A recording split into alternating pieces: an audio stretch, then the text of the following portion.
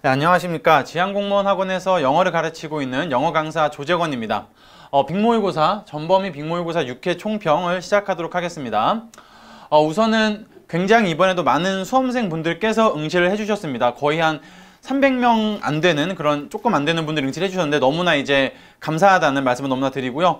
계속해서 이제 지금 꾸준히 되게 추세를 보면은 수험생들이 계속 증가하고 있어요. 그러니까 시험을 보는 수험생들이 증가하고 있는데 아무래도 이제 당장 이제 그 국가직 시험이 다음 달이고 이제 점점 시험이 다가오면서 약간 수험생들도 모의고사에 대한 어떤 그런 니즈나 이런 것들이 더 이렇게 올라가는 것 같습니다. 그래서 어쨌든 굉장히 많은 수험생분들께서 응시를 해주셨는데 정말 다시 한번 진심으로 감사드리고 계속해서 더 좋은 문제와 더 좋은 모습으로 발전할 수 있는 어떤 그런 지향공무원학원의 빅모의고사가 되도록 하겠습니다.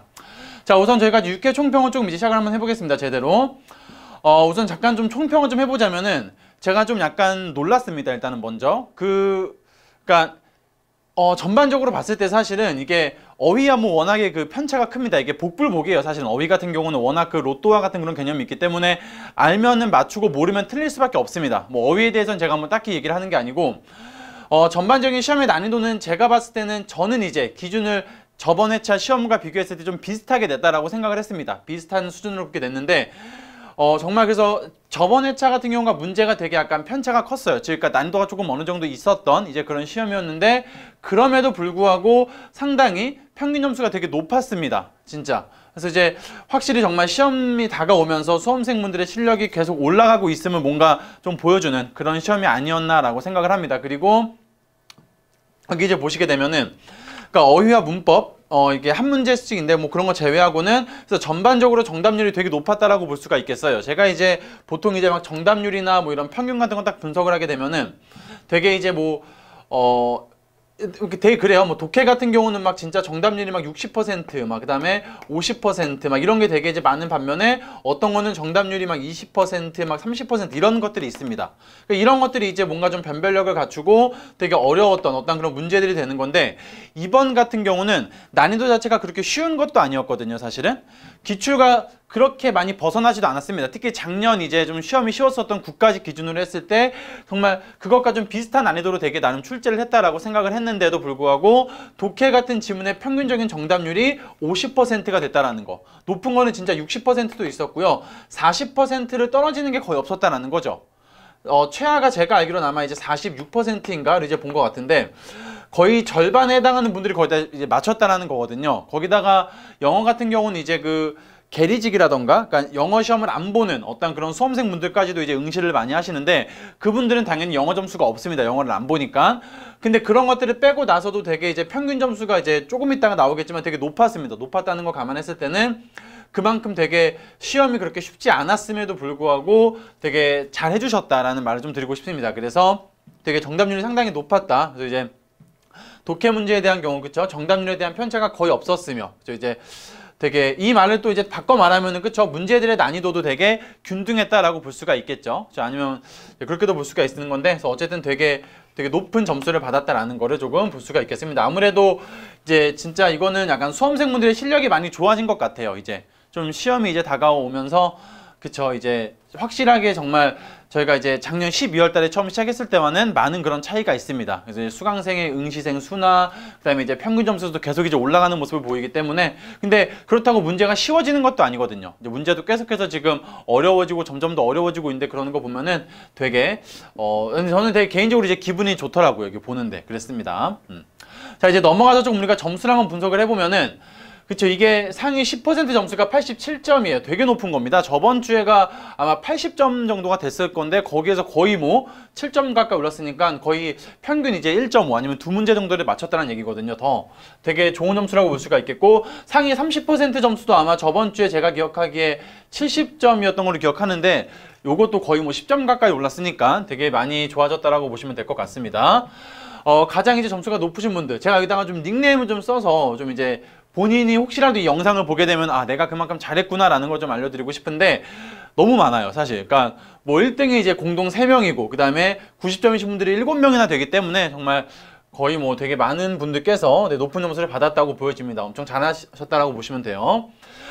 그 다음에 이제 이 시험을 기준으로 했을 때 아마 우리가 합격 커트라인을 본다라고 치면은 기술직렬 같은 경우 화공이나 토목이나 건축이나 정말 그쵸. 이제 영어 문제 난이도와 상관없이 정말 뭐 꽈락만 면하면 합격이다라고 하는 이제 그런 말이 있을 정도의 그런 수준의 어떤 그런 직렬 같은 경우는 50점을 역시나 저희가 합격 커트라인으로 보시면 될 것 같고, 만약에 그러니까 이런 그 이번에 빅모의고사에서 여러분들이 50점 이상 맞았다. 근데 만약에 자신이 토목직이다라고 하면은 이게 실제 시험으로 갔을 때 아, 나는 거의 영어는 합격이겠구나 라고 좀 생각을 해주시면 될 것 같다는 얘기죠.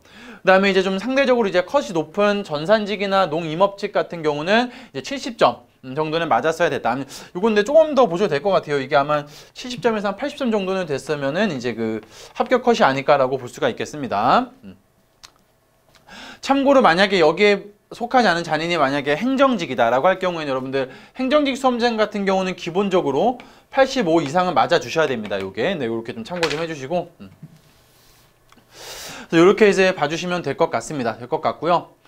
그다음에 이제 마지막으로 이제 좀 성적별로 해가지고 좀 분석을 좀 해보면은 요게 이제 50점 같은 경우는 뭐 이제 저번과 비슷합니다. 이제 사실 많이 부족하다는 거예요. 뭐 어휘는 말할 것도 없고 독해 문법도 안 되기 때문에 지금부터라도 이제 천천히 조금씩 문법 문제 좀 그러니까 문법의 핵심 출제 포인트 같은 거 좀 이제 이해를 좀 하셔야 되겠고, 그다음에 이제 구문 독해부터 차근차근 지금부터라도 여러분 늦지 않았으니까 꾸준히 하시면 됩니다. 꾸준히 하면은 사실 50점 정도까지는 진짜 기본 어휘, 그 다음에 어느 정도 어떤 기본적인 해석 능력, 그 다음에 문법 문제에서 정말 뭐 요행이든 아니면 정말 실력이든 한두 문제 정도만 맞춰주시면은 50점 충분히 넘을 수 있는 그런 점수라고 저는 생각을 하기 때문에 지금부터라도 이제 너무 늦었다고 생각하지 마시고 꾸준히 이제 해주시면 될 것 같습니다.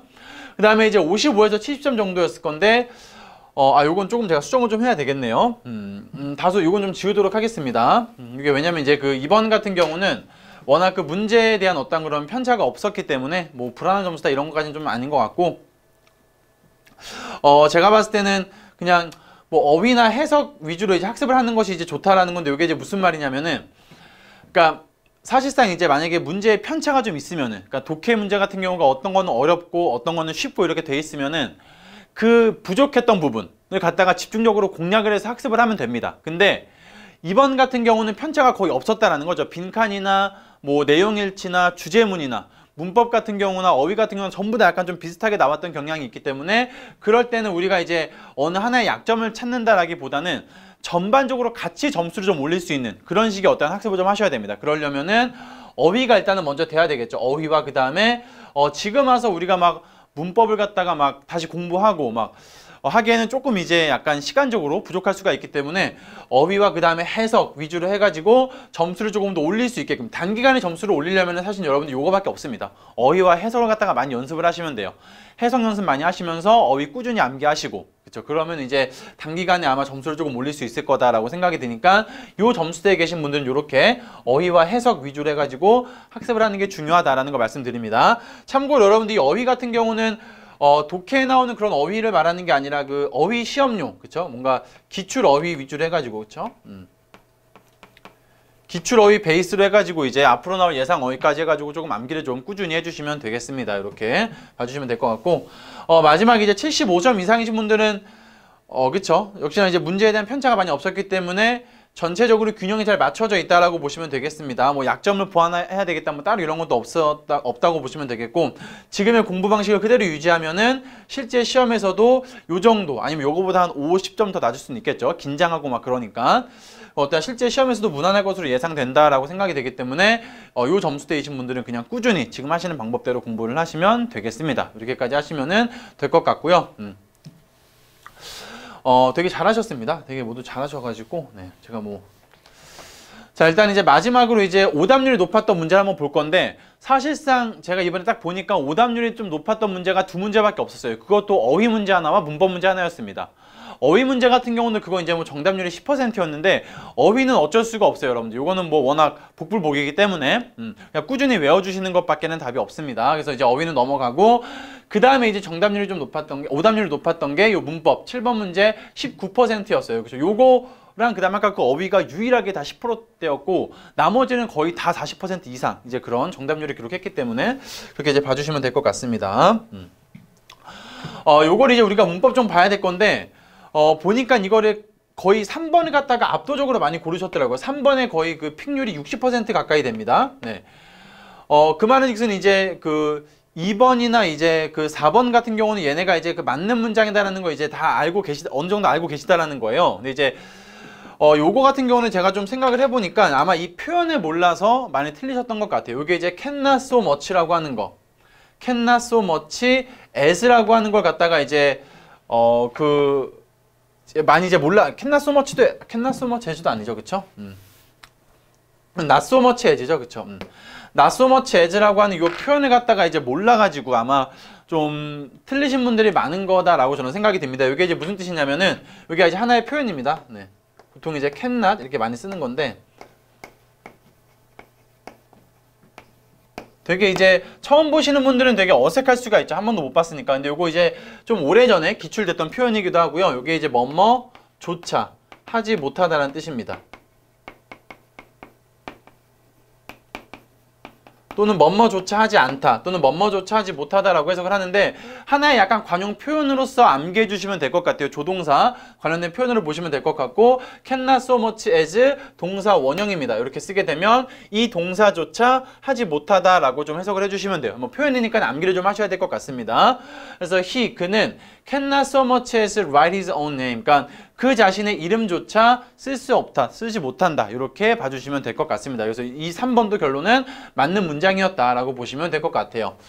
뭐 2번 같은 경우는 그렇죠. 여기 이제 이 머무르다와 해당하는 어떤 왕래발착 동사라고 하나요? 머무르고 가다 오다에 해당하는 동사들은 이 진행형을 좀 사용해서 미래가 될 수 있고 이건 이제 여기도 미래가 아니에요. 얘는 이제 뭐 그냥 문맥상 그대로 해석하면은 오후에 2시까지 집에 머무를 것이다. 집에 있을 것이니까 미래 진행형이 올바르게 쓰였다라고 보시면 되겠고 그 다음에 4번 같은 경우는 스마일드 얘가 이제 자동사로 쓰인 거겠죠. 심지어 이제 어려운 상황 속에서도 항상 웃음을 유지한다. 웃고 있다. 이렇게 봐주시면 될 것 같습니다. 그럼 이제 어색한 건 이제 1번이었는데 1번은 좀 보시게 되면 일단 우리가 좀 문장 구조를 좀 파악해 봅시다. I가 주어져.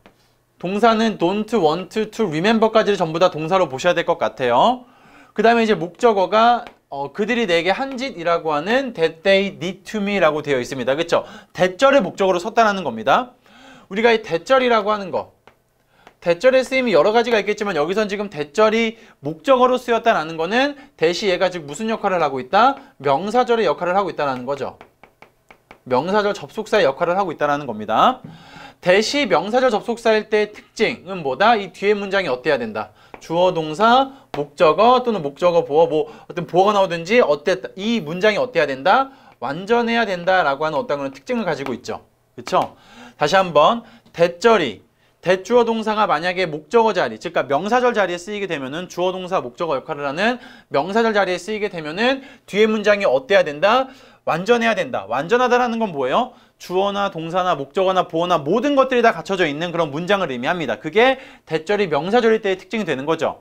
자, 여기를 보시면은 지금 대시라고 하는 그 명사절 접속사 뒤에 they라는 주어가 있고 did라는 동사가 있습니다. 그렇죠? 뭐뭇을 하다라고 하는 동사죠. 타동사입니다. 예, 그렇죠?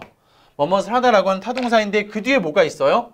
목적어가 아니라 바로 to me라고 하는 전치사 플러스 명사가 나왔다라는 겁니다.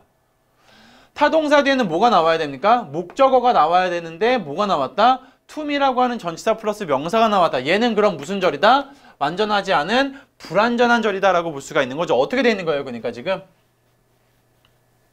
저 문장에는 얘 목적어가 없이 얘가 없이 이 뒤에 바로 수식어에 해당하는 전치사 플러스 명사가 나온 거죠. 그러면 얘는 완전한 문장이 아니라 어떤 문장이 돼버려요? 불완전한 문장이 돼버린단 말이죠. 불완전한 문장을 쓰는 명사절 접속사가 하나 있습니다. 가장 대표적인 거 그게 뭐예요? 바로 what이죠. 그렇죠? 그래서 이렇게 what으로 바꿔주시게 되면 what이 우리가 보통 뭐뭐하는 것이라고 보통 해석을 해서 what으로 바꿔주시게 되면 그들이 나에게 to me, 그렇죠? 나에게 했던 것, 했던 일, 했던 짓 이렇게 이제 해석이 될 수가 있겠죠. 그래서 이제 그들이 나에게 했던 것을 나는 기억하고 싶지 않다. 이렇게 되기 때문에 여기를 갖다가 이 that을 갖다가 무엇으로? what으로 바꿔주셨어야 됐다라는 겁니다. 그래서 답이 1번이 되겠다라는 거겠고요. 아마 이것도 워낙 우리가 이제 중요한 핵심 문법이어가지고 사실 이거를 많이 몰라가지고 틀린 분도 계셨겠지만은 이것보다는 제 생각에는 이 표현을 모르니까 선뜻 되게 찍기가 애매한 거죠. 머릿속으로는 되게 이것도 뭔가 이상한데 본 적이 없어 이거를. 그러니까 이제 요거를 찍는 약간 이제 그런 형태로 아마 가지 않았나라고 저는 이제 생각이 듭니다. 그래서 어쨌든 답은 3번이 아니라 1번이었다라는 거 좀 보시면 되겠습니다. 혹시나 모르셨다면 여러분들 요거는 우리가 그 접속사 파트, 명사절 접속사 파트 가면 너무나 자세하게 설명이 되어 있고 모든 강사분들마다 다 되게 강조하는 그런 부분이기 때문에 그 부분을 갖다가 다시 한번 참고해 주시면 될 것 같습니다. 이렇게 해서 봐주시면 될 것 같아요. 네. 여기까지 해서 저희가 이제 그 빅모의고사 전범인 빅모의고사 6회차 이제 해설 총평을 마무리하도록 하겠고요. 일단은 시험 보시느라 대단히 수고하셨습니다. 이제 앞으로도 계속 이제 몇 회 안 남았습니다. 한 5, 6회 정도가 더 남았는데 앞으로도 이제 더 좋은 문제와 더 좋은 퀄리티로 이제 여러분들께 다가갈 수 있도록 노력을 하겠고요.